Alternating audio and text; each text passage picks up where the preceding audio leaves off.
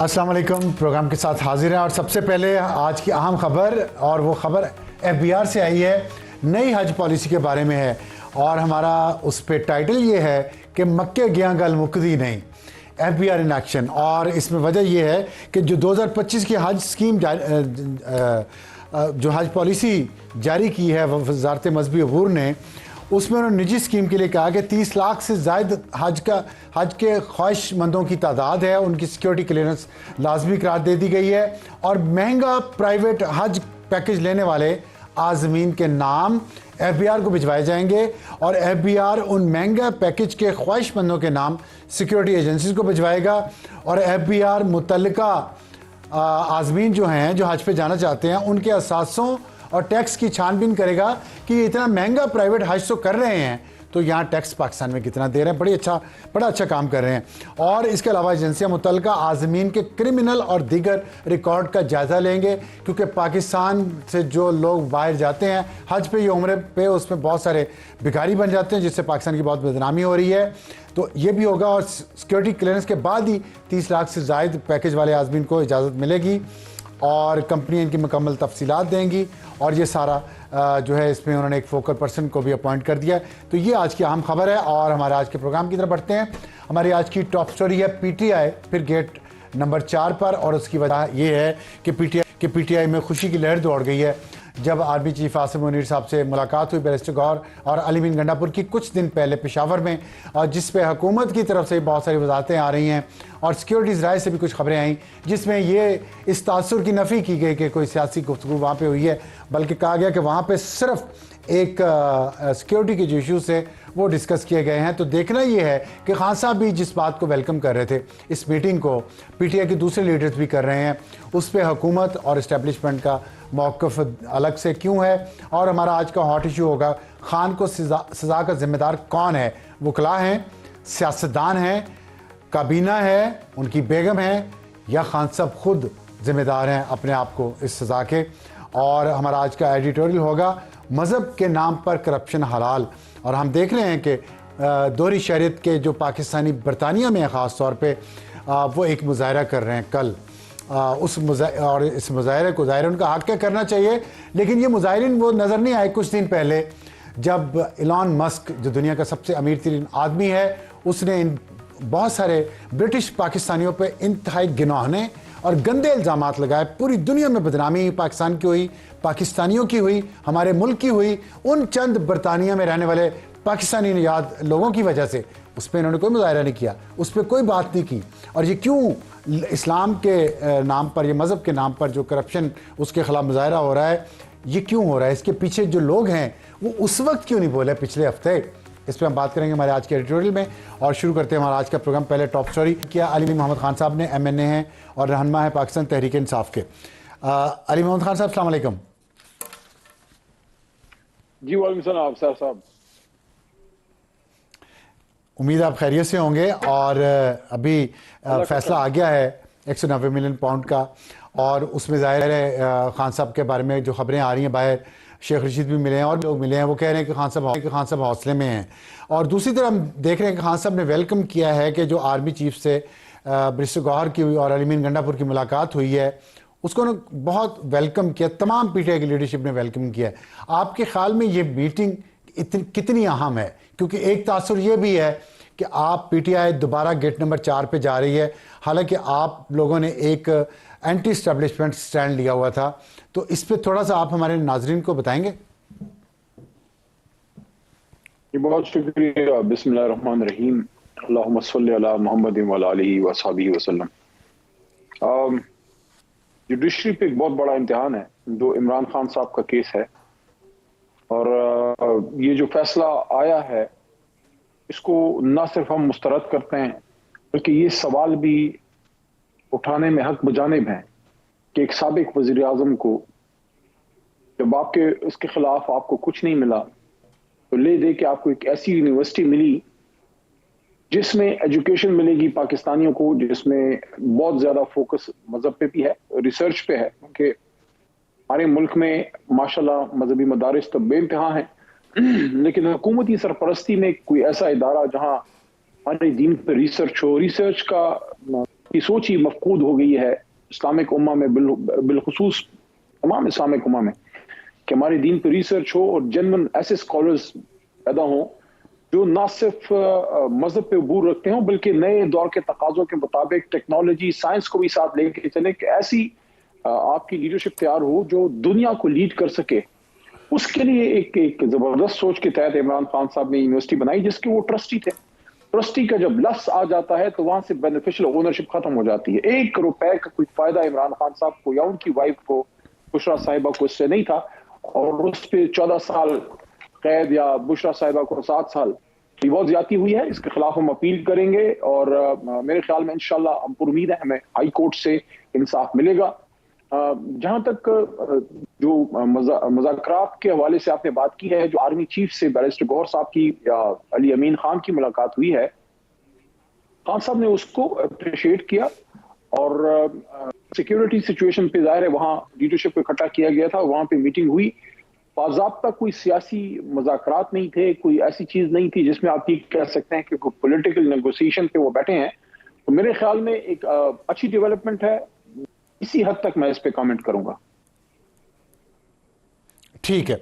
अच्छा, आपने भी फरमाया कि हुकूमती सरपरस्ती में कोई ऐसी यूनिवर्सिटी नहीं थी जिसमें दीन पर रिसर्च हो सके, तो ये हुकूमती सरपरस्ती तो नहीं थी, ये तो एक प्राइवेट ट्रस्ट है। जैसे आपने खुद फरमाया कि ट्रस्ट है, तो वो तो नहीं है। मैं ये एक करेक्शन करना चाहता था। दूसरा सवाल मेरा आपसे ये है कि दीन पर रिसर्च इस यूनिवर्सिटी में आपने कहा हो रही है, कुछ 2 कोर्सेज के नाम हमसे शेयर करेंगे आप? अफसर साहब, पहले तो जो पहला हिस्सा है आपके सवाल का वो ये है कि मैं ये नहीं कह रहा कि सरकारी या गवर्नमेंट सेक्टर की यूनिवर्सिटी है। गवर्नमेंट सेक्टर की अगर यूनिवर्सिटी होती तो वो तो फिर एक वज़ीर आज़म के लिए आसान होता है। आप एक पीएम डायरेक्टिव इशू करते हैं, काबीना की मंजूरी होती है, सूबे से या मरकज से आप बेशुमार पब्लिक सेक्टर की यूनिवर्सिटी आप बना सकते हैं।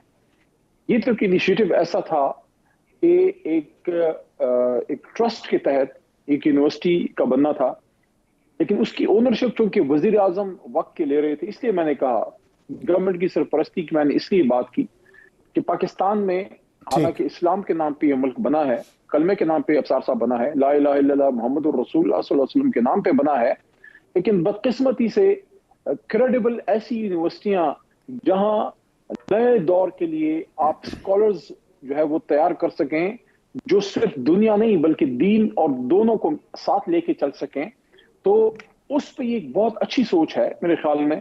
और ये सोच अगर हम इसको देखें, मजहब का जो इशू है, अगर हुकूमत इसको ओनरशिप नहीं लेगी, जो आपके स्कॉलर्स तैयार होते हैं, जो सूफीज़म पे रिसर्च अगर होती है, कुरान पे रिसर्च होती है, बिलखुसूस हुजूर नबी करीम सल्लल्लाहु अलैहि वसल्लम की जिंदगी पे अगर रिसर्च होती है, गवर्नमेंट अगर ओनरशिप नहीं लेगी तो जाहिर है मदरसे एक हद तक तो हेल्प कर सकते हैं, लेकिन उसमें फिर आप उसको कह सकते हैं कि एनजीओ सेक्टर आप उसको कह सकते हैं, या नॉन गवर्नमेंट ऑर्गेनाइजेशनल सेक्शन आप उसको कह सकते हैं, कि जब गवर्नमेंट का चेक नहीं होगा, गवर्नमेंट की ओनरशिप नहीं होगी, फिर आपको ये नहीं पता होगा। अगर 1000 मदरसे बेहतरीन काम कर रहे हैं, उसमें 2-3 ऐसे भी हो सकते हैं जहां वो कोर्स या सिलेबस ना पढ़ाया जा रहा हो जो आपके मुल्क की सलामती के तकाजों के साथ मुतकादी हो।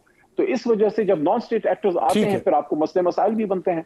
गवर्नमेंट ने कभी ओन नहीं किया। जहां तक आपकी दूसरा जो सवाल का हिस्सा है कि उसमें क्या पढ़ाया जा रहा है, देखें सूफीज़म या दीन के मुतालिक जो है उसमें रिसर्च होनी है। जाहिर है इमरान खान साहब की हुकूमत खत्म की गई, रिजीम चेंज हो गया, खान साहब को सिस्टम से आउट कर दिया गया, उस तरह से इसकी सपोर्ट ना हो सकी जिस तरह होनी चाहिए थी। एक प्रोसेस या एक जो यूनिवर्सिटी थी वो मुश्किल से सरवाइव कर रही थी या सरवाइव कर रही है, क्योंकि आपने उसके जो जिसकी ब्रेन चाइल्ड है उसको ही आपने उठा के जेल में डाल दिया इस गुनाह पे कि उसको खिलाफ आपको ना एवन फील्ड अकाउंट्स मिले, ना आपको उसके खिलाफ कोई स्विस अकाउंट्स मिले, ना आपको कोई मनी लॉन्ड्रिंग मिली, ना कोई ऐसे कोई ठेके मिले, ना कोई पाकिस्तान में नहीं। तो उसपे मुझे तो आपको एक ये चीज मिल गई। ठीक है, लेकिन देखें इसमें हाउसिंग सोसाइटी का हम जिक्र ना ही करें तो बेहतर है, फिर बात और निकल जाएगी और हमारे पास शायद इतना आपके पास भी टाइम ना हो, क्योंकि इस पर बहुत सारे सवालात हैं कि ये दीन के नाम पे जो लोगों का दूसरी तरफ का एतराज़ है कि आप दीन का नाम मिस यूज़ कर रहे हैं, और अल्लाह ताला की पकड़ बड़ी सख्त होती है अगर दीन का, रसूल का नाम इस तरह यूज़ किया जाए। तो मेरा ख्याल है मैं नहीं अपने आप को इस काबिल समझता कि मैं इस पर ज़्यादा बात करूँ। मुझे सिर्फ 2 उन डिग्रीज़ के नाम बता दें जो वहाँ से दीन के नाम पे जो इशू की जानी थी, कोई आलिम वहाँ पे मौजूद हों फैकल्टी में बहुत बड़े, कोई ऐसा कोर्सेज, कोई नाम दो डिग्रियों के, क्योंकि जो वहाँ पे इस वक्त पढ़ाया जा रहा है उसमें तो मुझे ऐसी कोई डिग्री दो सब्जेक्ट्स पढ़ाए जा रहे हैं, उनमें दीन का कोर्स कोई नहीं है, कोई डिग्री, कुछ सूफीज़म जिसका आप जिक्र कर रहे हैं, कुछ भी नहीं है। आप बता दें, देखिए वो आवाम के लिए बता दें कि क्या पढ़ाया नहीं जा हो रहा है। सका ना, जब इमरान खान साहब को आप प्रोसेस हो गए, 4 साल हो गए उस यूनिवर्सिटी को, उस यूनिवर्सिटी को 4 साल हो गए हैं, वहाँ पे और कोर्सेज पढ़ाए जा रहे हैं, 400 स्टूडेंट्स वहाँ पे मौजूद हैं, वहाँ पे 50 करोड़ रुपया लग चुका है, 28 करोड़ रुपया उनके अकाउंट में पड़ा था, इतनी सारी ज़मीन है, बहुत कुछ है, वो मतलब फिर भी क्यों नहीं कोई, वो पहले 2 कोर्सेज दीन के नाम पर क्यों नहीं थे, वो मैनेजमेंट साइंसेज और पता नहीं कंप्यूटर साइंसेज क्यों है? देखिए अब्सार साहब, यही हमारे मुल्क का अलमिया है कि हमारे मुल्क में मुश्किल से आपको एक ऐसा वजीर आजम मिलता जो बड़े बड़े, जिसको आप कह सकते हैं बड़ी बड़ी बिल्डिंग्स बनाना और बड़े बड़े मेगा प्रोजेक्ट्स जो भी वक्त की जरूरत होते हैं, उसने एजुकेशन पे फोकस किया, उसने ह्यूमन डेवलपमेंट पे फोकस किया, उसने दीन पे फोकस किया। और यहां नहीं, अमेरिका में जाके आपके, हम सबके हुजूर सल्लल्लाहु अलैहि वसल्लम हम सबके नबी हैं, नबी आखिर ज़मान, उनका मुकदमा लड़ा और 15 मार्च है मेरे ख्याल में वो डेट जो उन्होंने दुनिया से मनवाई एंटी इस्लामोफोबिया डे के तहत, कि दुनिया में इस्लाम का जो कॉन्सेप्ट बनाया गया कि ये दहशतगर्द मजहब है, ये दहशतगर्दी सिखाता है। इमरान खान साहब ने एंगेज किया क्योंकि वो वेस्ट के मिजाज को समझते हैं, और वहां उनके सामने एलाबोरेट किया कि Islam is a message of peace, Islam is a religion of peace. Engage किया कि जब आप हुजूर सल्लल्लाहु अलैहि वसल्लम की शान में खुदा न खास्ता कोई वहां गुस्ताखी करता है तो उससे हमारे दिल क्यों दुखते हैं। उन्होंने एंगेज किया और वो एक दिन के तौर पर उन्होंने यूनाइटेड नेशन से मनवा के जो है वो देखिए, मैं आपसे, मेरा आपसे इतना प्यारा और एहतराम का ताल्लुक है, मैं तो आपसे जो सवाल पूछा मुझे उसका जवाब दे देना। मजहब को हम मजहब कार्ड क्यों खेले जा रहे हैं सियासत के लिए? कंप्लीट कर लूं ना ना ना ना, मजहब कार्ड इसमें है ही नहीं। देखें, क्या हम ये चाहते हैं कि सवाल का जवाब दे दें, हम आगे चलें। उलूम का माहिर हो, वो सिर्फ मजहब पे फोकस करे। इस यूनिवर्सिटी से आपको सोशल साइंसेज भी सिखाई जानी है, मेरे ख्याल में MBA के कोर्सेज भी होंगे, और उसमें दीन और मजहब और सीरत नबी सल्लल्लाहु अलैहि वसल्लम पे फोकस है। लेकिन जब आप मुझे 2 कोर्सेज का नाम बता दें, 2 डिग्री कोर्सेज का नाम बता दें, सीरत नबी पे, मजहब पे, इस्लाम पे बता तो दें। मेरे भाई रिसर्च, देखें मेरे भाई, रिसर्च का काम होना था और इसको कंप्लीट होना था, लेकिन जब आपने वजीर आजम को उठा के रिजीम चेंज कर दी, उसको आपने जेल में डाल दिया, उसकी वो सरपरस्ती ही ना रही, उस पर आपने इल्जाम लगा दिया करप्शन का, कि जब जो दीन सिखाता है, जिसने ओनरशिप ली, जिसने हुजूर सल्लल्लाहु अलैहि वसल्लम की सीरत सिखाने की ओनरशिप ली और एनकरेज किया स्टूडेंट्स को कि आप रिसर्च की तरफ आए, ये 5 दिन में या 6 महीने में तो रिसर्च नहीं होती ना। अगर इसको कंप्लीट होने दिया जाता, अगर इमरान खान साहब अपनी जगह पे मौजूद होते तो इसकी आप ओनरशिप देखते, लेकिन आपने तो उन स्टूडेंट्स का सोचिए। एक मिनट, मैं एक बात और कर लूं, उन स्टूडेंट्स का सोचिए जो यहाँ पे 2-2.5 साल से अपना टाइम इन्वेस्ट कर रहे हैं। आपने सियासी मकासद के तहत न सिर्फ साबिक वजीर आजम के साथ ज्यादती की है, बल्कि उन स्टूडेंट्स के साथ आप ज्यादती कर रहे हैं कि उन्होंने अपना टाइम वहां पे लगाया। आप कह रहे हैं पंजाब हुकूमत इसको जो है टेक ओवर करेगी। आपके ये जो बच्चे हैं, आप अपनी सियासत लोगों की मुस्तकबिल की कीमत पे करते हैं। मरियम साहबा को बहुत शौक है, बना दे कोई और यूनिवर्सिटी, अपनी आपको बड़ा शौक तो टेक ओवर करने से, अगर आप टेक ओवर कर रहे हैं क्या? अगर हुकूमत टेक ओवर करती है, अगर हुकूमत मुझे इस सवाल का जवाब दे दें, आप सवाल का जवाब दे दें कि अगर कोर्ट का फैसला है, टेक ओवर करे, अदालत का फैसला है, अदालत का फैसला है, अदालत के फैसले पे अगर हुकूमत टेक ओवर करती है तो उन स्टूडेंट्स को क्या नुकसान होगा? और कितनी यूनिवर्सिटीज हुकूमत के अंडर चलती हैं? देखें, इसको सियासत की नजर ना करें, ये एक बहुत अच्छी सोच के तहत यूनिवर्सिटी बनाई गई थी और इसको कंप्लीट होना था। मैं आपकी इस बात से मुत्तफिक हूं, मैं आपकी बात से मुत्तफिक हूं कि सियासत की नजर ना करें। देखें, आगे चलते हैं। अली मोहम्मद खान साहब, के हवाले से एक सवाल है, आप कभी उनसे पूछिएगा, कि 1985 से आप पंजाब में बैठे हैं, एक कोई इंटरनेशनल लेवल की कोई बच्चियों की यूनिवर्सिटी तो बना नहीं सके, जो दुनिया में जिसका नाम हो, दुनिया में जिसका नाम हो, सिर्फ रोडे बनाने से और जंगला। अच्छा चले, वो ये बात देखें, पंजाब अली मोहम्मद खान साहब, गुजरांवाला में मुस्लिम लीग नून ने, मियां नवाज शरीफ साहब ने एक यूनिवर्सिटी बनाई हो ऐसी जो क्रेडिबल हो, जिसका दुनिया में नाम हो, एक बता नहीं सकते। फिर आके दुनिया में टेक ओवर कर लेंगे। ये सवाल पूछा है नून लीग वालों से कई बार, वो आगे से पूछते हैं कि चलें क्रेडिबल, तो आप शायद ना माने, यूनिवर्सिटियाँ तो बहुत बनाई हैं। आप खैबर पख्तूनख्वा में बताएं पिछले 12 साल में कितनी यूनिवर्सिटियाँ बनाई हैं आपने, कितने हॉस्पिटल बनाए हैं, बताएं। अब सर साहब इस पे कंप्लीट प्रोग्राम कर लेंगे, मैं पूरी डिटेल आपके सामने ले आऊंगा कि कितने कॉलेजेस बनाए, कितनी यूनिवर्सिटियां बनाई हैं। आगे चलते हैं, सूबे का तो आगे छोड़िए, चलते हैं, जिस इलाके में से आगे मैं चलते आपके हैं। सामने बात कर रहा हूँ, ठीक है, मैं अपने हल्के में बैठा हूँ। इस हल्के में पाकिस्तान का पहला बच्चियों का कैडेट कॉलेज मेरे हल्के में बन चुका है। ये सिर्फ एक छोटा सा कारनामा मैं बता रहा हूँ। सिर्फ मेरे एक हल्के में बड़ी अच्छी इंजीनियरिंग बात, बड़ी अच्छी यूनिवर्सिटी बात। और मेरे इस एक हल्के में वुमेन यूनिवर्सिटी सिर्फ अली मोहम्मद के हल्के में यहाँ सूबाई हुकूमत ठीक। के हुक्म से उनके ताउन से जो है वो बनी है बच्चियों का कैडेट कॉलेज, पाकिस्तान का पहला। ये तखबई अच्छा मेरे अच्छा इलाके में। अच्छा अच्छा, खान साहब कंप्लीट प्रोग्राम अब एक सवाल का आखिर में जवाब दे दें। प्रोग्राम में आपको बात भी ठीक है, कर मैं लेंगे, इस पे तजवीज दूंगा कर आपको लेंगे। कि आप एक चैलेंज कर दें, आप एक मौका दे दीजिए, मैं आप करूंगा। मरियम साहिबा को और अली ठीक है। अमीन खान साहब को बुला लीजिए, उनको कहिए कि मैं आपको दावत देता हूं कि दोनों वज़राए आला बैठे और दोनों नहीं आते, दोनों ही नहीं आते हमारे प्रोग्राम में, मैं करूं क्या? दोनों नहीं आते हमारे प्रोग्राम में। आज इस प्रोग्राम के जरिए दोनों को दावत देता हूं कि आए और देखिए कि पंजाब में क्या हो रहा है और खैबर पख्तूनख्वा में क्या हो रहा है। आप ठीक है, मरियम साहिबा को राजी कर लें, आप मरियम साहिबा को राजी कर लें, मैं गंडापुर साहब को राजी कर लूंगा, दोनों को बैठाते हैं ताकि पता लगे आप गंडापुर साहब को राजी करें, मैं मरियम साहिबा को दरख्वास्त भेजता हूं। हाँ जी, डन हो गया, ताकि जरा नहीं। ठीक है। अच्छा, आखिर में ये बता दें, हमारे पास वक्त खत्म हो रहा है। जैसा आपके राब्ते हैं वैसे हमारे राब्ते हैं, कोई ऐसा वो नहीं है, लेकिन मेरा तो भाई मुझे है ना सिर्फ ये बता दें। ठीक है, अच्छा ये बता दें कि ये जो अभी आप मुज़ाकरात हो रहे हैं हुकूमत से, इस फैसले के आने के बाद इस पे कोई असर पड़ेगा? क्योंकि आज इरफान सिद्दीकी साहब ने भी कहा है कि आपने जो दरवाजे खिड़कियां खोले हुए हैं इतने सारे, इन सब दरवाज़ों खिड़कियों पे से तो मुज़ाकरात नहीं हो सकते, तो सिंगल ट्रैक आप हैं कि नहीं है? देखिए, इमरान खान साहब को जो एक नाजायज और बहुत गलत जो सजा दी गई है, जो जुल्म अजीम हुआ है, इसका अगर कोई ये कहे कि मुज़ाकरात पे असर नहीं पड़ेगा, बिल्कुल असर पड़ेगा। एक तरफ इमरान खान साहब ने जो जेल से पैगाम बार भेजा साहबजादा हामिद रजा साहब के जरिए कि मैं अपना जाती इंतकाम माफ करता हूं, मैं किसी से इंतकाम नहीं लूंगा, उसका जवाब इमरान खान लेकिन उन्होंने ये भी भेजा कि मुज़ाकरात जारी रखें। ये मुज़ाकरात तो जारी रहेंगे, मैं ये कह रहा हूं कि असर पड़ेगा, उसका असर पड़ेगा। माहौल बनाना हुकूमत का काम था। ठीक है। अच्छा, फवाद चौधरी साहब ने कहा कि कमीशन, जुडिशल कमीशन बनाने पे पता नहीं पीटीआई क्यों जोर दे रही है, इन्हें कैदियों की रिहाई पे काम करना चाहिए। वो सही कह रहे हैं, गलत कह रहे हैं? इनकी राय है, मैं उसका एहतराम करता हूं, लेकिन मेरे ख्याल में दोनों चीजों पे इमरान खान साहब की डिमांड है। ज़ाहिर है हम तो, हमारे जो फाउंडिंग चेयरमैन है जनाब इमरान खान साहब, हम तो उनकी दी हुई पॉलिसी के मुताबिक आगे जाएंगे। तो जहां तक असीरान की रिहाई है वो भी अहम है। मेरे ख्याल में सबसे अहम तो इमरान खान साहब की रिहाई है, लेकिन खान साहब ने जुडिशल कमीशन को पहले नंबर पे रखा है, क्योंकि उनको फिक्र है कि जो जुल्म हुआ है 9 मई को और फिर जो 26 नवंबर को जो जुल्म हुआ है उसका एहतसाब, उसकी इन्वेस्टिगेशन होनी चाहिए। तो दोनों अपनी अपनी जगह पे अहम है, उसमें से कोई एक चीज आप लेके दूसरी को छोड़ नहीं सकते।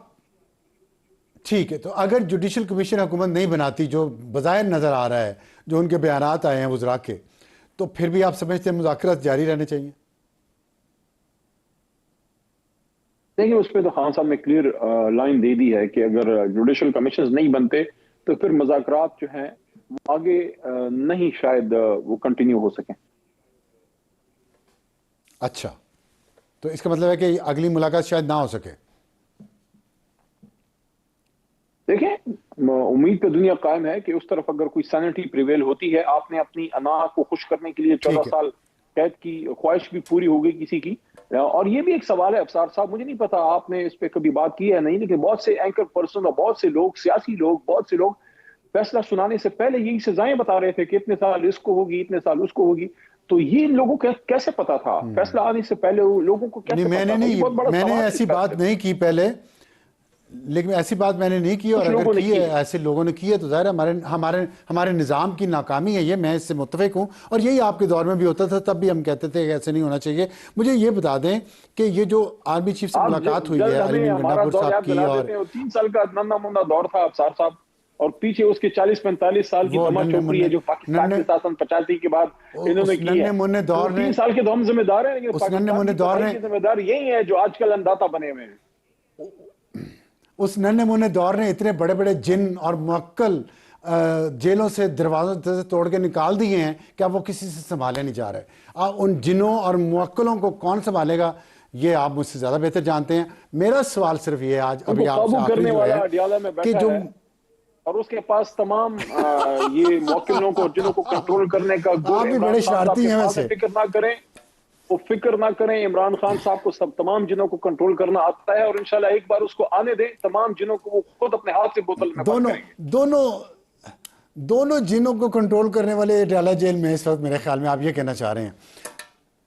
बहुत सारे जिन बाहर फिर रहे हैं जो गुमराह हैं, तो गुमराह जिनों का इलाज इमरान खान साहब को अच्छी तरह ठीक। इमरान खान साहब ने कहां से सीखा गुमराह जिनों का इलाज? वो एक मलंग आदमी है और उसके दिल में ईमान की शमा रोशन है। तो इंशाल्लाह कोई भी मुसलमान जो जिसके दिल में खुदा का ऐसे मलंग वो तीनों कुल पढ़ के बहुत से शैतानों को भगा सकता है।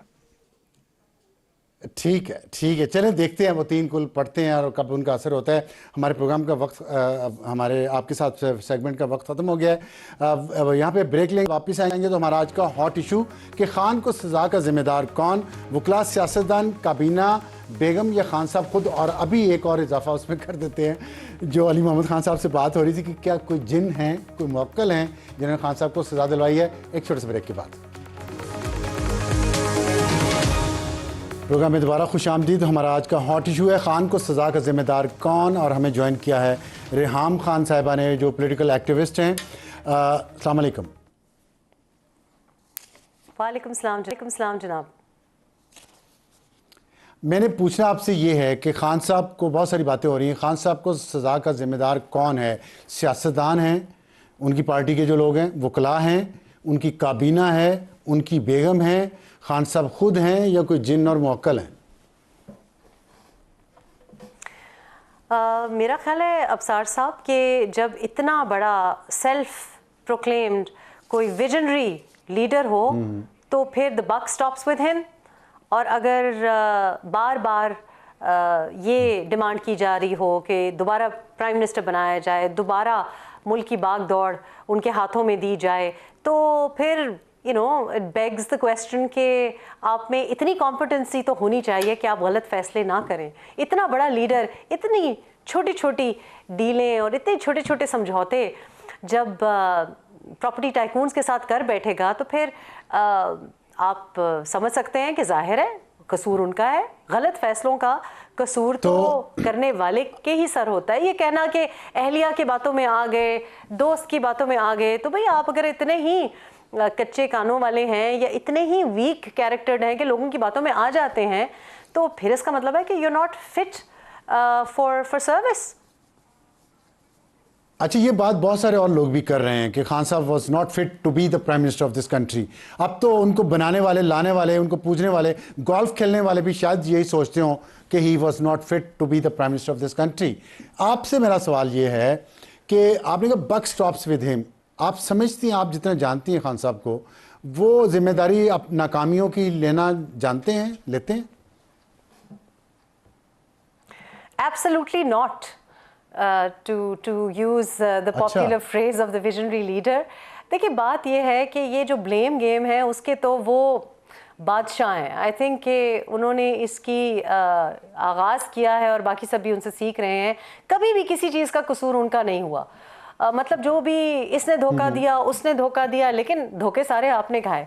तो जनरल बाजवा का भी कसूर हुआ और जनाब सीएम का भी कसूर हुआ और जहांगीर खान तरीन का भी कसूर हुआ और 2011 से पहले वालों का भी कसूर था, 2011 के बाद वालों का भी कसूर था, शुगर माफिया का भी कसूर था, इलेक्टेबल्स का भी कसूर था, हमें आता नहीं था। तो इस किस्म के जो एक्सक्यूज़ेस हैं, क्या आप क्रिकेट की फील्ड पे इस्तेमाल कर सकते हैं? भाई आपको नेट प्रैक्टिस दी थी, 12 साल हो गए आपके केपी में, वहाँ पे परफॉर्म करते तो सिलेक्टर्स आपको दोबारा सिलेक्ट कर लेते, एक दफ़ा तो सिलेक्ट करके देख लिया। तो ये बात कि हर चीज़ का कसूर किसी और का होता है, गलत टिकट देना कसूर किसी और का है, तो इसका मतलब है कि अगर आप अच्छी जजमेंट ही नहीं रखते अपनी ज़ाती ज़िंदगी में या प्रोफेशनल ज़िंदगी में, केपी में या फेडरेशन में, अगर आप इतनी ज़्यादा गलत फ़ैसले करते हैं, तो ये तो अल्लाह का लाख लाख शुक्र है कि मज़ीद और गलत फ़ैसले ऑन एन इंटरनेशनल लेवल हमारी जब आप नुमाइंदगी करने की ख्वाहिश रखते हैं, उन फैसलों से हमने या रियासत ने उनको रोक लिया है। सो मेरा ख्याल है कि ये blame game has to stop. Everything can't be Nawaz Sharif fault. ठीक, मतलब जो कुछ भी आज तक जिंदगी में होता आया है वो नवाज शरीफ की गलती रही है या किसी और की गलती रही है। तो आज तो देखें ना कि गलती किसकी है।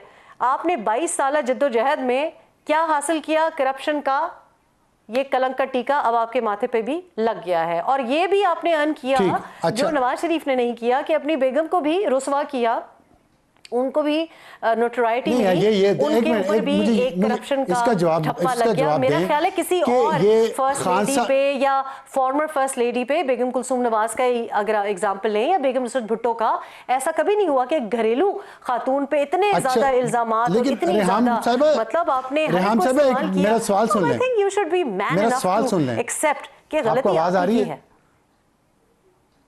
मेरा सवाल सुन लें आप। अब देखें, अभी फैसल वावड़ा ने कहा कि इमरान खान 2018 तक करप्ट नहीं था और बुशरा से शादी के बाद ऐसा हुआ कि वो करप्शन में मुलव्वस हुआ।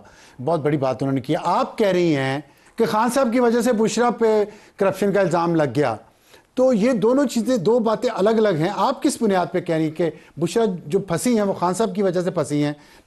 फैसल वावड़ा कह रहे हैं कि खान साहब बुशरा की वजह से फंसे हैं। हम किस पे यकीन करें?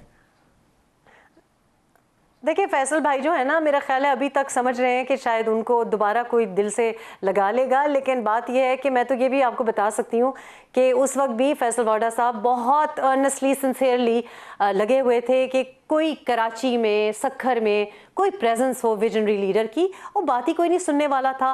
उस वक्त फैसल वाडा को भी, यानी कि वो सारी भाग दौड़ वो कर रहे थे। He was very very sincere and earnest. लेकिन मैं आपको इसका आई विटनेस अकाउंट दे सकती हूँ कि उनकी नोटिफिकेशन बड़ी मुश्किल से हुई और उनके ऊपर बड़ा, मतलब उनकी जो सिंसेरिटी थी या जो उनकी नेक नियति थी, उसके खिलाफ बहुत से लोग चेयरपर्सन के कान भर रहे थे, वो पसंद नहीं करते थे। तो फैसल वाडा अभी भी सिंसेरिटी में कह रहे होंगे, मैं तो अपना आपको एक बहुत ही मेरा ख्याल है कि मेरे पे इसलिए यकीन करें कि मैं आपको बता सकती हूँ। देखिए, let's look at the evidence कि जो भी आपके साथ जुड़ा हुआ है उसका भला नहीं हुआ, चाहे वो आपकी अहलिया है या आपका भांजा है, जिसको भी आपने वर्गलाया है, यहाँ तक कि वो वोटर सपोर्टर, वो खवातीन, रिस्पेक्टेबल फैमिलीज की खवातीन जो बाहर निकल के आई हैं, वो भी पेशियां भुगत रही हैं। तो देखें, अपने आप को कहना कि जनाब एक लीडर तो बाप की तरह होता है, तो आपने दिया क्या है? ना तो केपी में किसी नौजवान को आपने नौकरी दी है और आपने एक बड़ी नेगेटिव लेबलिंग की है। सो आई डोंट थिंक कि अहलिया को ब्लेम करना चाहिए। भाई आप ही की डिसीजन होती है ना कि आपने कहाँ रिश्ता जोड़ा, कहाँ रिश्ता तोड़ा, और आपकी ये डिसीजन होती है कि किसको कितनी एक्सेस दें। आज अगर आपकी बिजनेस में आप ये कहें कि नहीं मेरी अहलिया मदाखलत कर रही थी, तो आपने मदाखलत की गुंजाइश दी। अगर आपने फैमिली को या एक ये बड़ी अच्छी बात आपने की है दी, तो मेरा ख्याल है इट इज हिज फॉल्ट। ठीक है। अच्छा, आखिर में मुझे सिर्फ ये बता दें कि आप बरतानिया में, आपका ज़ाहिर बहुत ताल्लुक है। कल बरतानिया में जो वहाँ की पीटीआई है वो एक मुजाहरा कर रही है 10 डाउनिंग स्ट्रीट पे। हालांकि वहाँ से कोई 2 किलोमीटर के फासले पे नेशनल क्राइम एजेंसी का दफ्तर है, वहाँ भी वो जा सकते थे, वहाँ नहीं जा रहे। तो मुझे ये बताइए, इन पाकिस्तानी जो वहाँ पे रहते हैं, ये इलॉन मस्क इनके ऊपर इतने गंदे घिनौने इल्ज़ाम लगाते हैं, तब बोलते नहीं है ये, अब ये लगा रहे हैं वहाँ पे। तो ये नेशनल क्राइम एजेंसी ने अपनी प्रेस रिलीज एक जारी की थी जो 3 दिसंबर 2019 को, वो वापस क्यों ली? उस पर आप थोड़ा सा मुख्तसरन बता देंगे आखिर में? देखिए, पता नहीं क्या मिस्टीरियस हैपनिंग्स हो रही हैं। दिसंबर 2019 में, 6 दिसंबर 2019 को मैंने एक यूट्यूब व्लॉग किया और उसमें मैंने 190 मिलियन स्टर्लिंग पाउंड की, आई थिंक कि मैं पहली व्लॉगर थी जिसने उसके बारे में बात की और उसके बड़े व्यूज़ आए। लेकिन वो मिस्टीरियसली वीडियो जब मैं अपनी टीम से भी कहती हूँ तो वो कहते हैं हमारे सिस्टम से डिलीट हो गया, उसकी कोई कॉपी ही नहीं है। तो बड़े बड़े मुल्कों में बड़ी बड़ी ऐसी अजीब मिस्टीरियस हैपनिंग्स होती हैं, अब पता नहीं कि वो कैसे गायब हो गया है।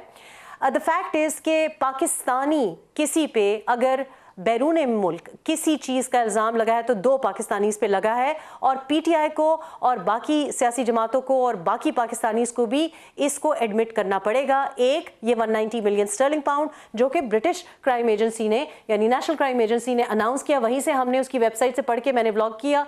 और दूसरा रावण वार पे लगा। दो ही पाकिस्तानी, ना नवाज शरीफ का नाम आया ना जरदारी का नाम आया, और वो 190 मिलियन स्टर्लिंग पाउंड वो लोग पाकिस्तान ला के उन्होंने हमें नहीं दिए, जो कि स्विस अकाउंट से बाहर से पैसे लाने वाले थे। मुराद सईद और पीटीआई बानी चेयरमैन तो बाहर से लेके आने वाले थे, जो आने वाले थे वो भी हमने नहीं देखे। यहाँ पे मेरा ख्याल है ये भी सोचने की बात है कि आज कन्विक्टेड फेलन कौन है? वो जो सबको कन्विक्टेड कहता था, वो जो सबको चोर चोर चोर कहता था, आज उसके ऊपर भी, उसकी अहलिया के ऊपर भी करप्शन का, चोरी का और वाइट कॉलर क्राइम का जब लेबल लगा है, तो क्या हम भी या कोई भी पीएमएलएन से या पीपीपी से ये अब उनको लेबलिंग कर सकता है क्या? उनके अपार्टमेंट्स और उनके घरों के बाहर चोर, सारा टब्बर चोर, वो कर रहे हैं, ऑलरेडी कर रहे हैं।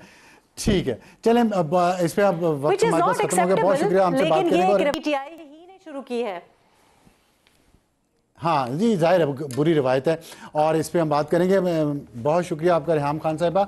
और एक बहुत अहम बात की है, उन्होंने कहा है कि तासुर जो दिया जा रहा है कि बुशरा बीबी की वजह से इमरान खान को सज़ा हुई है, ये गलत है। इमरान खान की वजह से बुशरा बीबी मुश्किलात में फंसी हैं, तो ये एक बड़ी उन्होंने अहम बात की है। वक्त ब्रेक के बाद वापस आएंगे। तो हमारा आज का एडिटोरियल मज़हब के नाम पर करप्शन हलाल है ये नहीं, एक छोटे से ब्रेक के बाद। और हमारे वक्त हुआ आज के एडिटोरियल का, जिसका है टाइटल इस्लाम के नाम पर करप्शन हलाल है या नहीं है, और इस पर हम बात करेंगे।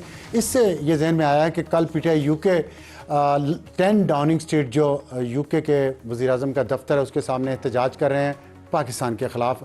और मेरा उनसे सिर्फ ये कहना है कि उनका हक़ है, वो उस मुल्क के शहरी हैं, वो वहाँ के बादशाह की वफ़ादारी का उन्होंने हल्फ उठाया हुआ है, वो 100 दफ़ा वहाँ मुज़ाहरा करें पाकिस्तान के ख़िलाफ़, उनका हक़ है।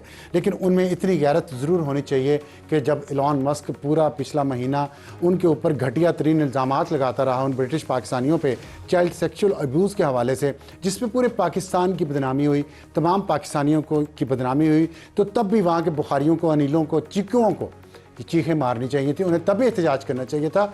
लेकिन जो गोरे की ग़ुलामी का जो खुमार है ये इतना शदीद होता है कि ये गोरे के दफ्तर नेशनल क्राइम एजेंसी जो इस डाउनिंग स्ट्रीट से सिर्फ 2 किलोमीटर के फासले पे है, 8 मिनट में आप गाड़ी में पहुंच सकते हैं, सबवे पे जाएंगे तो शायद 6 मिनट में पहुंच जाएं।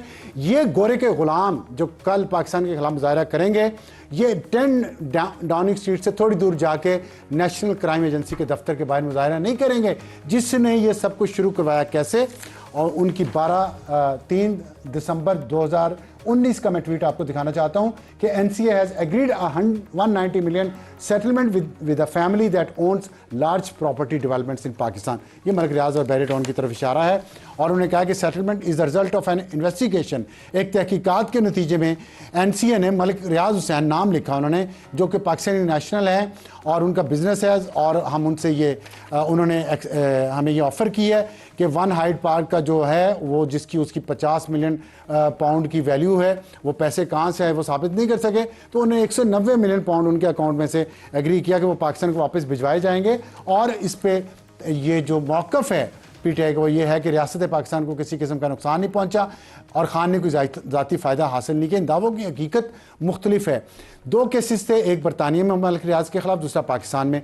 वहाँ पे मैंने आपको बता दिया 2018 में अकाउंट फ्रीजिंग ऑर्डर के तहत मलिक रियाज का सारे अकाउंट फ्रीज़ हो गए और उसमें जो पैसे थे वो निकलवाए गए, और उन्होंने कहा कि हम सेटलमेंट करना चाहते हैं। तो बरतानिया ने प्रेफरेंस दी कि हाँ ठीक है आप सेटलमेंट कर लें, और उसमें सहाफ़ी मुर्तज़ा अली शाह की खबर के मुताबिक अक्टूबर 2019 में एसेट रिकवरी यूनिट के सरबराह शहजाद अकबर यूके में मलिक रियाज से 2 हफ्ते तक लगातार मुलाकातें करते रहे, और शहजाद अकबर मफरूर हैं पाकिस्तान के कानून से, और वो पनाह ली हुई है उन्होंने बरतानिया में। उनके ऊपर भी इल्ज़ामात हैं कि उन्होंने इस सारी डील में बहुत पैसे बनाए, और उन्होंने फिर ये खुफिया माहिदे पर दस्तखत किए। खान साहब को उन्होंने काबीना को इस पर कन्विंस किया, और काबीना के सामने एक बंद लिफाफे में ये सारी चीज़ पेश की गई। 3 दिसंबर को ही एनसीए का ट्वीट आया जो मैंने अभी दिखाया। 3 दिसंबर को ही मलिक रियाज और एनसीए के दरमियान सेटलमेंट हुई, प्रेस रिलीज जारी हुई, उसमें फिर 190 मिलियन पाउंड रियासत पाकिस्तान को लौटाए जाएं ये भी कहा गया। फिर वो प्रेस रिलीज डिलीट कर दी गई। एनसीए ने वो प्रेस रिलीज क्यों डिलीट की है, इस पे 2 राय हैं। एक तो ये कि वो खान साहब को सपोर्ट करना चाहते थे किसी तरीके से उनके केस में, और दूसरी ये है कि एनसीए बहुत शर्मिंदा है कि शहजाद अकबर और पाकिस्तान की जो हुकूमत है पाकिस्तानी इतने फ्रॉडिये हैं कि उन्होंने एनसीओ को भी चूना लगा दिया, उनको भी धोखा देके account number registrar supreme court का दिया, लेकिन देना चाहिए था रियासत पाकिस्तान का। और सुप्रीम कोर्ट में एक केस अलग से चल रहा था जिसमें मलिक रियाज को मलील डेवलपमेंट अथॉरिटी की ज़मीन पर गैर कानूनी तौर पर बैरियर टाउन बनाने के लिए इल्ज़ाम में 460 बिलियन रुपए का जुर्माना किया गया, जिसमें से ये 35 बिलियन ये जो बरतानिया से आए थे वो भी जमा करवा दिए गए, जिसकी वजह से ये सारा मसला हुआ। और फिर वो सुप्रीम कोर्ट ने नवंबर 2023 में वो फैसला रिवर्स किया, जिसमें मेंबर थे काजी फायजीसा अमीनुद्दीन खान और अतर बिन अल्लाह, और उन्होंने वो सिंध हुकूमत को पैसा वापस किया है रजिस्ट्रार सुप्रीम कोर्ट के अकाउंट से निकाल के। और दूसरा फ़ायदा कि इमरान खान को कोई फ़ायदा नहीं पहुंचा, तो फिर काबीना से मंजूरी क्यों दिलवाई गई? काबीना का इससे क्या ताल्लुक था? रियासत पाकिस्तान को मिलने वाली रकम एक शख्स के ज़ाती जुर्माने में क्यों एडजस्ट की गई? दी न्यूज़ में शाया होने वाली आज कासिम अब्बासी की खबर के मुताबिक 26 दिसंबर 2019 को इमरान खान अल कादर यूनिवर्सिटी प्रोजेक्ट के लिए एक ट्रस्ट रजिस्टर करवाते हैं। 458 कनाल ज़मीन, यूनिवर्सिटी की तामीर के लिए 28 करोड़ रुपया, यूनिवर्सिटी अकाउंट्स में 28 करोड़ रुपए के फंड्स और लाखों का फर्नीचर मलिक रियाज और बैरियर टाउन ने दिया, और जुल्फी बुखारी के नाम ट्रांसफ़र की ज़मीन। उसके बाद ट्रस्ट बना जिसके ट्रस्टी इमरान खान और उनकी अहलिया बुशरा बीबी। तो फ़ायदा और क्या होता है? हुकूमत को क्यों इस्तेमाल किया गया? काबीना को क्यों इस्तेमाल किया गया? ये ज़मीन की ली गई, अपनी ज़मीन लेते, किसी और से लेते, अवाम से लेते। पहले भी तो शौकत खानम बनाया, नुमल बनाया, किसी ने एतराज़ नहीं किया। इस पे एतराज़ हुआ इसलिए कि इसमें एक फ्रॉड मनी लॉन्ड्रिंग की गई। Good night.